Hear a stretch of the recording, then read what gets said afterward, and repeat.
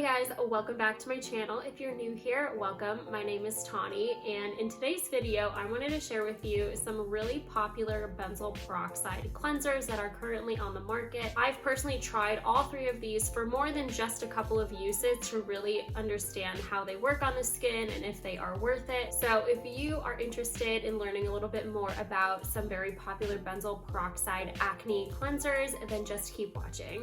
Okay, so if you've clicked on this video, chances are you've struggled with acne at some point in your life, and you've probably tried benzoyl peroxide or at least heard of it as an acne fighting ingredient, but you've probably also dealt with some of the side effects that come along with using benzoyl peroxide. Benzoyl peroxide is notorious for being very drying and irritating for the skin, but it is also a very effective antibacterial agent for acne specifically. Another great thing about benzoyl peroxide is that even though it is antibacterial, it doesn't have so much risk of antibiotic resistance as other topical antibiotics do, such as clindamycin gel, which is another really popularly prescribed acne medication. I am currently 26 years old, so I'm not dealing with teenage hormonal acne quite so much anymore, but I do have breakouts every now and then, mostly related to stress at this point, and I do love incorporating benzoyl peroxide into my skincare routine on a daily basis because for me, for my oily acne prone skin, it is the only ingredient that has really made a significant difference, at least from over the counter. The one other ingredient that has always really helped to clear up my skin is clindamycin gel, which is an antibiotic, but that is a prescription antibiotic, and unfortunately with that prescription you cannot use it for a long period of time because of that antibiotic resistance unless you use it with benzoyl peroxide, and at that rate the benzoyl peroxide does work on its own anyway, at least for my skin. So if you're going to be using it, might as well just use it on its own and not have to worry about getting the prescription for the clindamycin.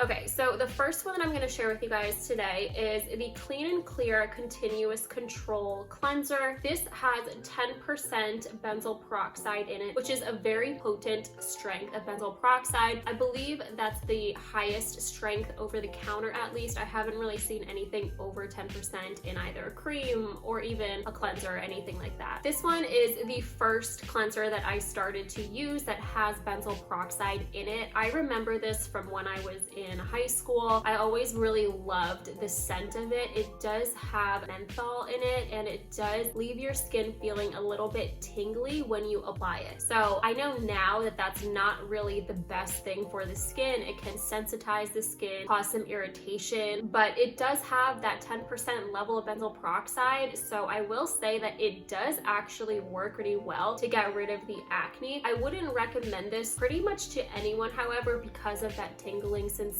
It says to only use it for 20 to 30 seconds, but I do watch Dr. Dre, who is a dermatologist here on YouTube, and she recommends leaving any benzoyl peroxide cleanser on the skin for at least 2 to 3 minutes. So that's what I would typically do. Pretty much up to 5 minutes is what I would use when I was using any of these cleansers, but this would make my skin turn bright red pretty much every time that I would use it. It wouldn't really hurt or burn my skin too much to the point where it bothered me, but I do know that it was irritating the skin because of that inflammation and redness it was causing. So I did end up stop using this, but what is nice about this is that it is very available over the counter and it's really inexpensive. I was just looking online to see roughly how much it costs, and the few prices that I was seeing were around $6, $7. I think I even saw one for $4.99. So it's definitely a very accessible cleanser, but unfortunately if you were to ask any dermatologist, I think that they'd probably refrain from recommending this to people because of that extra menthol and tingling sensation that it gives on the skin. I will say, however, that I do love the formula of this. It's a really nice, thick, creamy formula, and it goes on the skin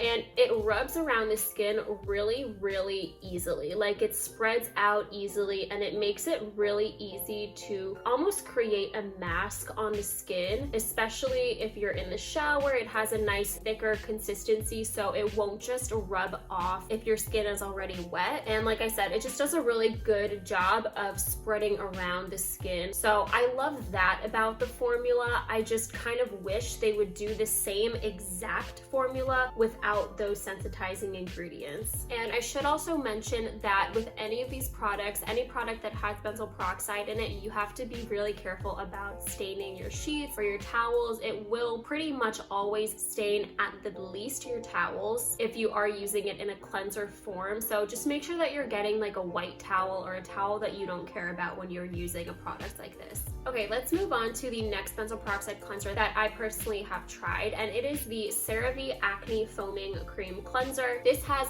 4% benzoyl peroxide in it, so significantly less than the previous cleanser, but 4% is still a very common percentage that you'll see in over-the-counter medications. This product has all of the typical bag of tricks that CeraVe has. It has hyaluronic acid, niacinamide, and ceramide, so it's going to be really nourishing on the skin. And I do have to agree with that. I think that this is definitely more of a hydrating product than the other cleansers that I'm showing you guys today. But along with that, I will also say that it is the most expensive product out of the ones that I have to share with you today. This one, when I got it at CVS, was retail $16. I've seen it online for anywhere between $12 and $15, so not quite that high, and I didn't purchase it for that amount. I used a coupon, so it was a little bit less, but still, even with coupons, this one is the most expensive version of a benzoyl peroxide cleanser that I have seen. So you're definitely going to be paying for those extra ingredients. This product has a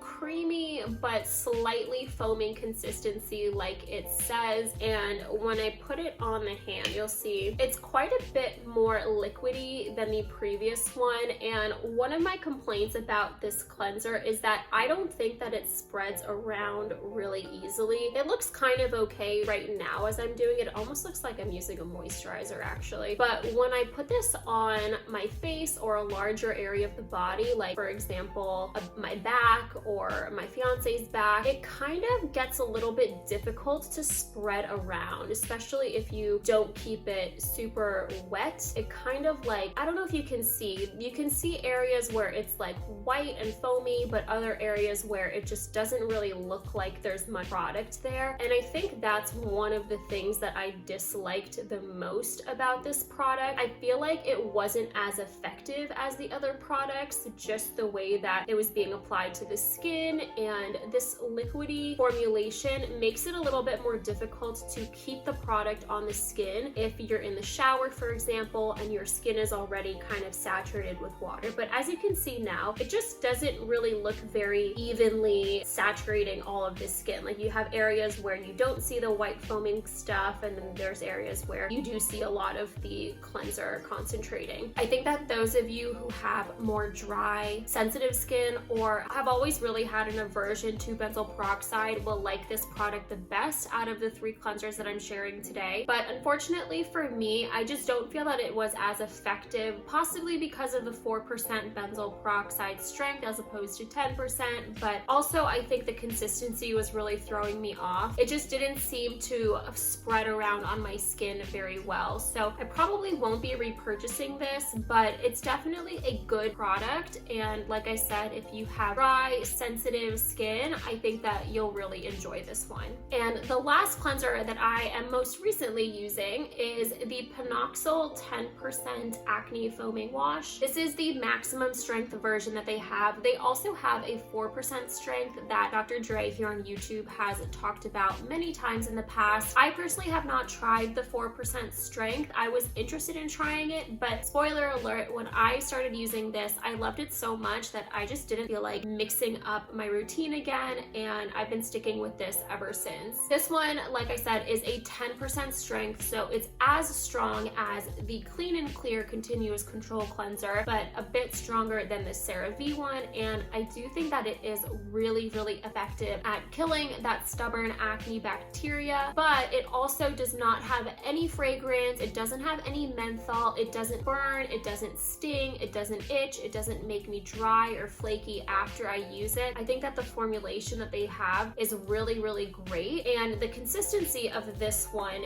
looks pretty similar at first glance to the CeraVe one. It's kind of liquidy, definitely more liquidy than the CleanClear one, but when you spread this one around, it seems to spread around a lot more evenly onto the skin. As you can see right now, it's creating this milky film all over my hand, as opposed to the CeraVe one was kind of leaving gaps and didn't seem like it was spreading around or sticking to the skin all over as evenly as this one. And that's why I really love this one too. I think that this is such a great formulation, and it's great especially if you are going to be using a product like this in the shower, because if you're in the shower, your skin is going to be wet and damp more frequently. So this is a lot better for sticking on the skin in that situation. As you can see here, it really does spread and foam pretty evenly, which is really, really great. The directions for this one says to use it on the skin for 1 to 2 minutes, but like the other ones, I just use it for up to 5 minutes and I don't experience any sensitivity or redness, anything like that. So I'm going to continue doing that because it doesn't cause any issues for me, and I do like to increase the contact time just to really make sure that it's getting contact with the acne bacteria so that it can actually kill it. This product is in between the other two products price-wise, but it is definitely more on the affordable side. I want to say I got it for about $8, but even online when I'm looking, it seems to be around $9.50, definitely under $10, so significantly cheaper than the CeraVe cleanser, but maybe just a little bit more expensive than the CleanClear cleanser. That being said, I don't believe that this product has those extra ingredients like hyaluronic acid or niacinamide or ceramides, so that's probably contributing to why this product is a bit less expensive than the CeraVe product. But like I said, if you just want a really potent ingredient in a very gentle formulation that's effective, I think that this is a great option. So in conclusion, I would say that my favorite formulation out of all of these is the PanOxyl version.